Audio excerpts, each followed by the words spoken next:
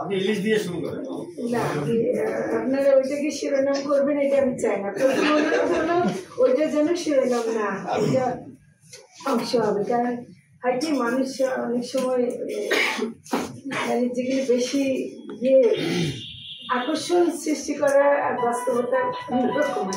তো যাই হোক, আমি যেটা মনে করি যে কুড়িগ্রামের আপনারা যে সংবাদকর্মীরা আজকে এসছেন মাধ্যম থেকে, আমি খুবই অবাক হলাম যে আপনারা এতগুলো গণমাধ্যম এখানে কাজ করছেন।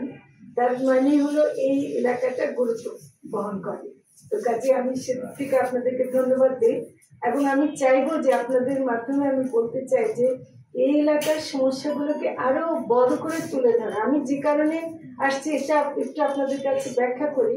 আমি আসলে সব জায়গায় যাচ্ছি এবং ভাগ করে নিচ্ছি, যে যেমন হাওড়া অঞ্চলে যাব, অন্যান্য কোস্টাল এরিয়াতে যাব। তো উত্তরবঙ্গটাকে আমি একসাথে রেখেছি, যে কারণে আমি ঠাকুরগাঁও, সৈয়দপুর, গতকাল রংপুর এবং আজকে কুড়িগ্রাম হয়ে আজকে ফিরবো। তো আমার কাছে মনে হচ্ছে যে এই উত্তরবঙ্গটা মৎস্য চাষ এবং প্রাণী সম্পদের দিক থেকে বেশি সমৃদ্ধ, মৎস্যের দিক থেকে বরং একটু নানা রকম প্রতিকূলতার শিকার। তো মানে সেটা অনেক প্রতিকূলতার শিকার, এবং নদী নালা, এত নদী আছে অথচ কিন্তু আমাদের সেগুলো ভরাট হয়ে যাচ্ছে, খননের ব্যবস্থা নাই। এরকম অনেকগুলো সমস্যা আমরা মানে আজকেও শুনেছি, এবং আমি আপনাদের কথায় বুঝতে পারছি। কিন্তু যেটা হলো যে চাষকৃত মাছের ব্যাপারটা বেড়ে যাচ্ছে, কিন্তু উন্মুক্ত জলাশয় থেকে মাছের আহরণ কমে যাচ্ছে। এটা সার্বিকভাবে সারা বাংলাদেশের জন্য সত্য। কিন্তু চাষকৃত মাছ করতে গেলে আমাদেরকে ফিড এবং অন্যান্য ব্যবস্থাপনার দিকে যেতে হয়, এমনকি সেখানে অনেকগুলো মানে ক্ষতিকর ফিডও ব্যবহার করা হয়, অ্যান্টিবায়োটিক ব্যবহার করা হয়। সেদিক থেকে আমার আহরণ করা মাছের যদি আমি সম্ভাবনাটাকে আরেকটু নজর দেই, বিশেষ করে অভয়াশ্রম গড়ে তোলা। কারণ আমাদের যে দেশীয় মাছের যে সম্ভারটা ছিল, এবং উত্তরবঙ্গের কয়েকটা মাছ আছে যেটা অন্য এলাকায় আপনি পাবেন না, তো সেই মাছগুলোকে রক্ষা করা, এবং অনেকগুলো কিন্তু একেবারে প্রায় হারিয়ে যাচ্ছে। তো আমরা সেগুলোকে রক্ষা করার জন্য উন্মুক্ত জলাশয়, প্লাবনভূমি, হাওর, এগুলোকে আমরা নজর দেওয়ার চেষ্টা করছি। এবং এখানে একটা পদ্ধতি হলো যে অভয়াশ্রম গড়ে তোলা, কিছু নিষেধাজ্ঞা জারি করা, এবং সেই জায়গায় মৎস্যজীবীদেরকে সহায়তা দেওয়া। এবং বিশেষ করে ধরেন যদি আমরা নিষেধাজ্ঞা জারি করি, তাদেরকে বিকল্প মানে সহায়তা দেওয়া। তো এটা আমরা করছি। একটা ব্যাপার অবশ্যই আছে যে প্রণোদনার দিক থেকে মৎস্য প্রাণী সম্পদের প্রণোদনা না, বলতে গেলে খুবই কম। এবং এটাও এই আমরা কৃষিতে যেগুলো দেওয়া হয়, সার, সেচ, এগুলোতে নানা রকম সহায়তা করা হয়, কিন্তু মৎস্য চাষের জন্য হোক বা আহরণের জন্য যে সহায়তাটা লাগে সেটা সরকারি নিয়মের মধ্যে এখনো ওভাবে আসেনি। আমরা এটা মন্ত্রণালয়ের পক্ষ থেকে নীতিগত অনেকগুলো পরিবর্তন আনার চেষ্টা করছি, বিশেষ করে বিদ্যুতের রেটটা যেন কৃষির মতো করে হয় সেটা আমরা একটা চেষ্টা করছি, এবং এটা অনেক অগ্রগতি হয়েছে। দাদন থেকে মুক্তি পাওয়ার জন্য আমরা ঋণের ব্যবস্থা যেন করা যায় সেটা ব্যবস্থা করছি। যেটা আপনারা বললেন এখনো নাই, সেটা হলো বন্যার পরে মৎস্যজীবীদের সহায়তা দেয়া। সেটা আমরা দুর্যোগ মন্ত্রণালয়ের সাথে আমরা এর মধ্যে কথা বলছি, এবং সেটা কিন্তু আমার মনে হয় যে করা খুবই দরকার। প্রাণী সম্পদের ক্ষেত্রে এখানে খুবই গুরুত্বপূর্ণ জায়গা। অনেক জায়গাতে আমরা দেখছি যে উদ্বৃত্ত আছে, ডিমের ক্ষেত্রে, দুধের ক্ষেত্রে, মাংসের দিক থেকে, কিন্তু অনেক জায়গায় আবার স্বল্পতা আছে। কিন্তু সবচেয়ে সমস্যা হলো যে রোগের ক্ষেত্রে কয়েকটা রোগ, যেমন FMD, ফুড অ্যান্ড মাউথ খোরা রোগ আছে, LSD-টা আছে, এবং এটার জন্য যথেষ্ট ভ্যাকসিন ছিল না এতদিন।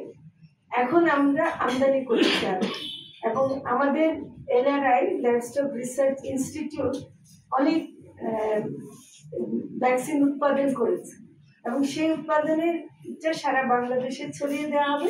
যেখানে যেখানে এগুলো দরকার সেটা কুড়িগ্রামের অংশ অবশ্যই পাবে। আমি যেহেতু আপনি প্রাণী সম্পদের আপনারা আরো ভালোভাবে বলতে পারবেন সংখ্যাটা, আমি সংখ্যাটা বলতে পারছি না, কিন্তু এটা সব জায়গায় দেওয়া হবে। তো এলএসডির ব্যাপারটা আমরা খুব গুরুত্বের সাথে নিচ্ছি, কারণ এলএসডির প্রসঙ্গটা এবার কোরবানির পরে এসছিল যে কোরবানিতে যেসব গরু জবাই হয়েছে ট্যানারি ব্যবসায়ীরা তারা বলছেন, লেদার ব্যবসায়ীরা, যে এলএসডি কারণে নাকি চামড়ার মান ক্ষতিগ্রস্ত হয়েছে।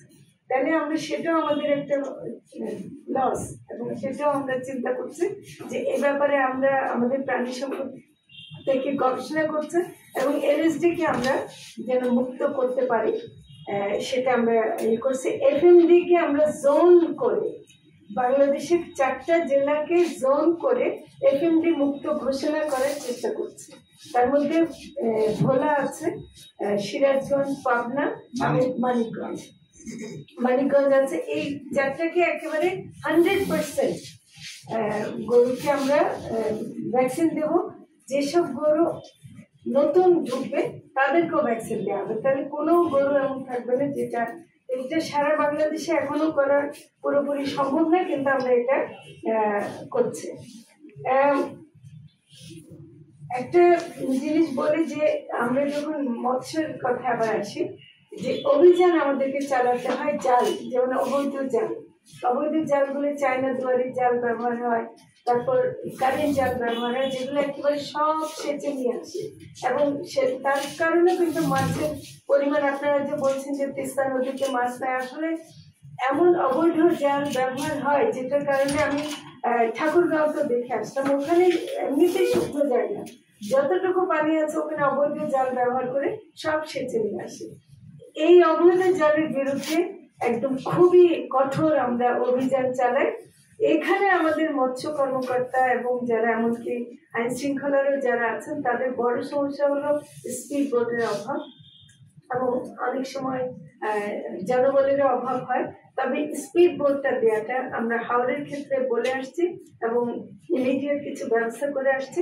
এখানেও চরাঞ্চলে সেটা করতে হবে, সেটা আমি আপনাদের সাথে একমত। এবং লিজ দেওয়ার ব্যাপারটা, জলাশয়গুলো আমরা আগে জানতাম যে জলাশয়টা, তাই না? তো এখন সেটা কিন্তু পরিবর্তন হয়ে এটা রাখলেও তারা করছে কি মৎস্যজীবীদের নামেই নিচ্ছে, কিন্তু টাকাটা দিচ্ছে কোনো অমৎস্যজীবী এবং পুঁজিপতি, এবং তিনি তার মতো করে ব্যবহার করছেন। এবং এটা বাউরে আমরা অ্যাটলিস্ট একটা চেষ্টা করতে পেরেছি যে বাউরে লিজগুলোকে মুক্ত করে আমরা যেন আর কোনো অন্যভাবে লিজ দেওয়া না হয় সেটা চেষ্টা করছি, হাওড়েরটাও করছি। এখানেও আমার মনে হয় যে বিল লিজ দেওয়ার ক্ষেত্রে আপনারা যদি আমাদের কারো তথ্য দেন, এটা ভূমি মন্ত্রণালয়ের সাথে আমরা ক্রমাগত আলোচনাটা করছি এবং লিজের যে নীতিমালা সেটাতে আমরা সংশোধন আনার চেষ্টা করছি। এটা আমাদের এই অল্প সময়ের মধ্যে সমস্যা জেনে ইয়ে করা, এটা আমরা সমাধান করা, এটা করতে পেরেছি এতটুকু। এখন আসি ইলিশের কথায়। ইলিশের কথায় শিরোনাম করবেন না, প্রথম কথা। 2 নম্বর হলো যে ইলিশ এবছর দুঃখজনক ভাবে আমরা কিন্তু খুবই সফলতার সাথে মা ইলিশ রক্ষা, যে অক্টোবর মাস থেকে নভেম্বরে যে 22 দিনের মা ইলিশ রক্ষার যেটা হয়, ওটা খুব সফলভাবে করতে পেরেছিলাম এবং প্রজননের হার প্রায় 52% হয়েছিল। তার মানে এবার ইলিশ বেশি পাওয়ার সম্ভাবনা ছিল। জাটকা নিধনের যে ইয়েটা হয় যে বৈশাখ মাস থেকে জুন পর্যন্ত, এবং সেটার সময় আমরা যেটা করেছি যে 58 দিন করে ফেলেছি। আগে ভারতের থাকতো 58 দিনের মতো, আমাদের ছিল 65 দিন, এবং তারিখটা এমন ছিল যে আমাদের নিষেধাজ্ঞার সময় ভারত এবং মায়ানমার অন্য দেশের জেলেরা এসে মাছ ধরে নিয়ে যেত, আমাদের ওরা কিছু পেত না। এবার কিন্তু 58 দিনও সফলভাবে আমরা করেছি।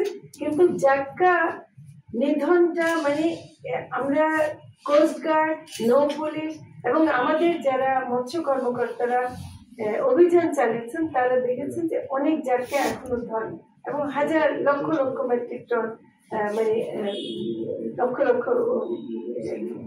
জালে ধরা পড়েছে। তো এটা আমি মনে করি যে জাটকা সংরক্ষণটা আমাদের দরকার। তবে এবার যতটুকু জাটকা সংরক্ষণ হয়েছে সেটা এই বছরেই পাওয়ার কথা না, এটা আগামী বছর বড় ইলিশ হয়ে আসবে। এবার যেটা সমস্যা হয়েছে যে বৃষ্টিটা সময় মতো না হওয়া, এটা বিএফআরআই এর তথ্য, বৃষ্টি সময় মতো হয়নি, অনেক জায়গায় মানে আপনার ডুবোচর হয়ে গেছে এবং নদীতে যে মানে পলি পড়ে আপনার যে নাব্যতা কমে গেছে। ইলিশ সমুদ্র থেকে মানে পদ্মা মেঘনায় যে সময় মতো আসবে সেই সময় আমরা জুনের পরে জুলাই আগস্টে তেমন ইলিশ পাইনি, এটা সত্যি। এবং মৎস্য অধিদপ্তরের তথ্য মতে জুলাইতে বোধহয় 37% মতো কম পাওয়া গেছে, অগস্টে এসে 47% কম পাওয়া গেছে।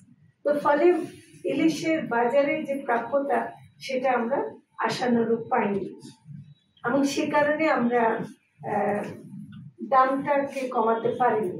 আমরা আশা করছি এই মাসে কিছুটা হবে এবং বিএফডিসির মাধ্যমে আমরা, আপনারা জানেন যে বাংলাদেশ ফিশারিজ ডেভেলপমেন্ট কর্পোরেশন তারা যেহেতু বিক্রি করে, আমরা তাদের মাধ্যমে সাশ্রয়ী মূল্যে কিছু জায়গায় বিক্রি করাবো, মানে অ্যাটলিস্ট বাজারকে একটা মেসেজ দেওয়া যে এই দামেও বিক্রি করা যায় আর কি। সেটা পরিমাণ হয়তো কম হবে, সেটা আমরা দেখবো। এবং উত্তরবঙ্গের কিছু মাছ আমরা সীমিত আকারে বিএফডিসির মাধ্যমে পাঠাবার একটা উদ্যোগ নেব।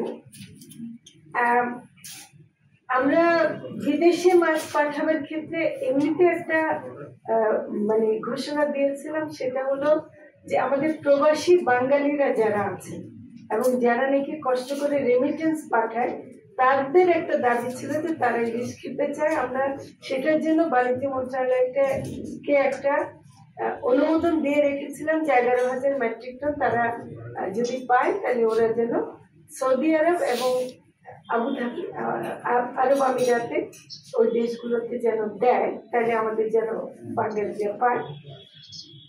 ভারতে পাঠাবার ব্যাপারটা দুর্গা পূজার সাথে সম্পৃক্ত হয়ে গেছে, গত 6 বছর ধরে হচ্ছে। ফলে সেখান থেকে অনুরোধ যখন আসে, এটা একটা আমরা সেখানে সেই সৌজন্য বোধের কারণে এবং খুবই কম মানে দেওয়া হয়েছে। যে গত বছর 3,000 মেট্রিক টনের অনুমোদন দেওয়া হয়েছিল, এবছর 1200 মেট্রিক টন দেওয়া হয়েছে। আমি নিশ্চিত না যে কতটুকু শেষ পর্যন্ত নিতে পারবে এবং কিছুটা দামও বাড়ানো হয়েছে। চাপটা সেই অর্থে না, এটা হলো চাপটা এভাবে যে আমরা যখন অনুরোধ আসে এবং দুর্গা পূজার মতো একটা উৎসবের কথা বলা হয়, তখন সেখানে না বলাটা একটু একটু অসুবিধা হয়। এটা অন্য একটা ধর্ম এবং অন্য আমাদের যে সম্প্রীতির ব্যাপারটা আমরা দেখাতে চাই, সেটাকে আমরা মনে করি যে এটা দেখাবার জন্য এটা করেছে। আমি খুবই দুঃখিত যে বাংলাদেশের মানুষের এখনো প্রাপ্যতা বাড়াতে পারিনি, এটার জন্য আমার মনে অনেক দুঃখ আছে। কিন্তু আমি এখনো চেষ্টা চালিয়ে যাচ্ছি। এই ইলিশের মৌসুমটা শেষ হওয়ার আগে আশা করি যে বাংলাদেশের মানুষের আর একটু সাশ্রয়ী মূল্যে পাবে।